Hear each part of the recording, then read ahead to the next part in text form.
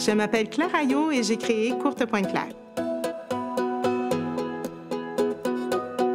Courte Pointe Claire, en premier lieu, c'était un magasin. Dès 2004, j'ai commencé à créer des patrons, à préparer des cours pour expliquer c'est quoi la courte pointe, parce que c'est un univers tellement immense. On m'a demandé d'écrire dans des magazines américains, dans des magazines canadiens, anglais aussi.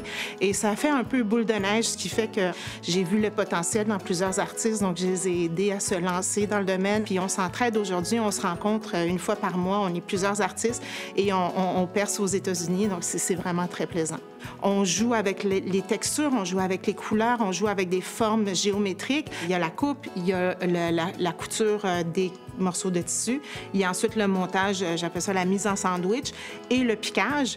Et quand le piquage est terminé, il reste encore à poser la bordure de finition et de poser une étiquette, d'apposer sa signature. Une courte pointe qui a été bien piquée va être encore belle dans 20 ans, dans 50 ans. Puis j'espère que mes pièces, dans un siècle, on va pouvoir les retrouver. Et pour moi, je dis toujours, c'est une façon de dire qu'on a été ici. La fameuse pointe folle, qui est un type de courte pointe, a souvent été utilisée pour ça, pour aller reprendre des éléments de notre histoire, de nos vêtements, des souvenirs de baptême, des souvenirs de mariage, et de les recoudre ensemble.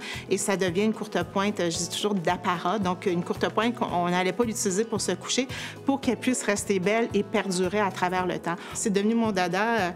Je rêve, je mange, je pense courte pointe tout le temps.